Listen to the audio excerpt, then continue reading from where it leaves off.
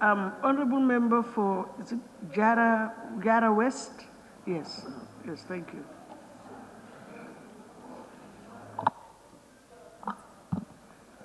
Thank you very much, Madam Speaker.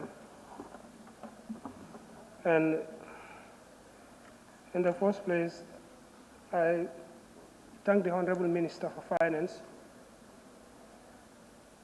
for fulfilling his constitutional mandate, and also thank my colleagues for their contributions that they were doing since yesterday. That almost exhausts all the concerns that we have as a National Assembly members. Where I just want to start is we all remember that we are representing people with, of course, different interests when it comes to development. But there are key areas where every individual in the Gambia is interested in, and it's a concern, also a problem. And altogether, we belong to a nation that does not have a mineral resource yet. Or if we have, it is not discovered. Meaning we are completely depending on the taxes that are paid, mostly paid by the citizens. We have a nation that is very vulnerable to climate change when it comes to agriculture and agricultural production. We belong to a nation also where still we have a high number of illiteracy. And the government we have is a tax-based government. We have to pay, collect, and do our expenses. And the tax that we paid are paid for the needs that we have in the country. Of course, every member has his own concern relating to one ministry or the other. But I think we all agree that there are priority areas that are even identified in our National Development Plan. Among them, agriculture. As we are speaking right now, farmers are harvesting. The ground season is just at the corner coming. So government needs to prepare so that farmers will get their money as quickly and easily possible. Madam Speaker,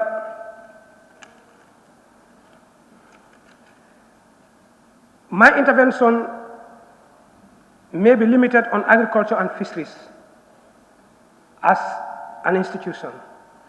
Like being alluded to by Honorable Jatta, these two sectors are enough to finance our budget if we seriously take them.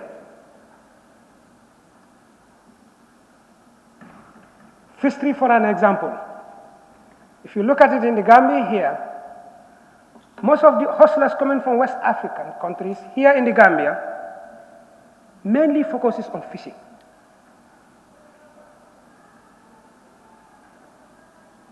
And if not because of economic maybe perspective, you look at it, every day we need fish. In every household, you go for fish. Being a fresh one or a dry one, you must go for one so that you can have a good meal. I think, Madam Speaker, we need to cut certain budget lines and consider these two areas. They are very important in terms of economic generation. I could not remember the figure exactly, but I was told that fishery alone contributes a huge amount of money towards our GDP. That can be a reason. And also, the product is needed by everybody in the country. And for agriculture, I think we all reserve ourselves until we go to the committee of the whole house, where we see how much we can give back to agriculture. Really, we need to help our farmers. They need help. Right from the beginning of the season and up to the trade season. Because no matter how you help them in terms of production, if the market is not readily available for them, that normally discourages many farmers. I think this is what is the reason that is responsible for dropping the position of agriculture in terms of contribution to GDP. Because people are running away from farming.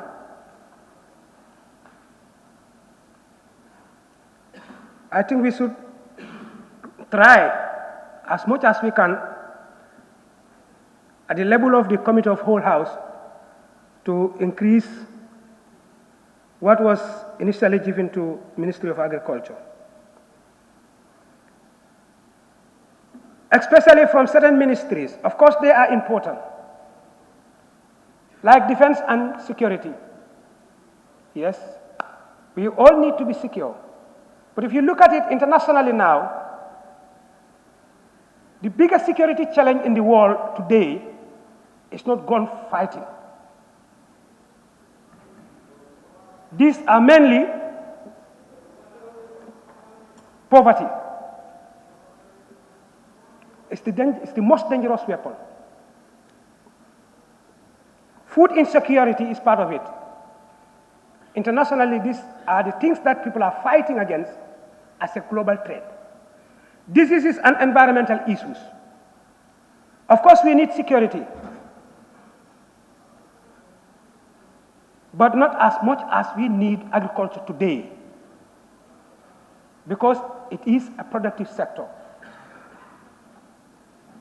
So we can see how much we can take from that budget line so that agriculture can get what they need, or what we need for agriculture.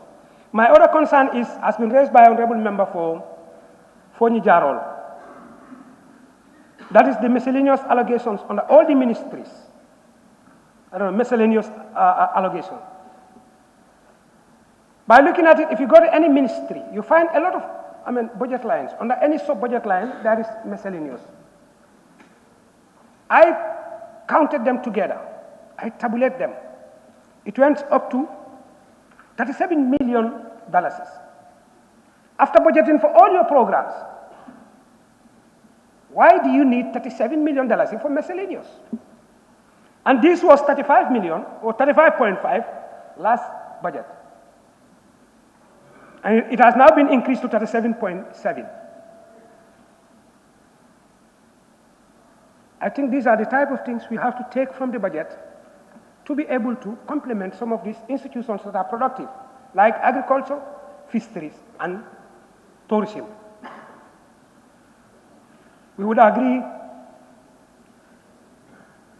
with Honorable Member for Serekunda that what we need as a government is how to increase our earning. Because if we don't get much, we cannot spend, or we have to borrow. Or we increase our tax.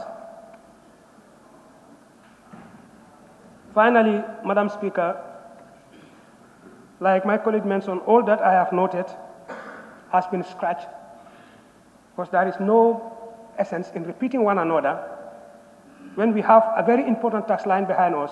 That is the level of the committee of the whole house, why we will be able to do the exercise in.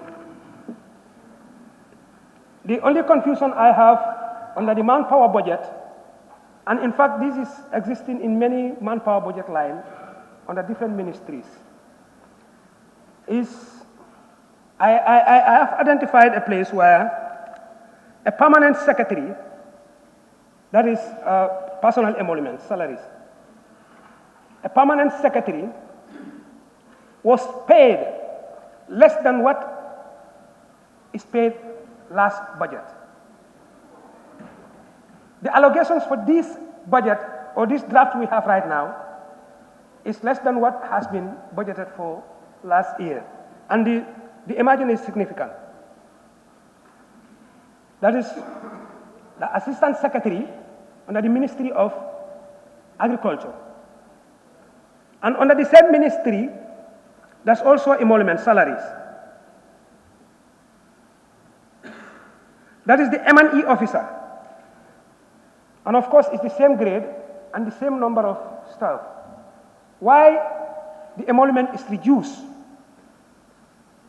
For this one, it has been reduced by about 11,600. So here I want a clarity.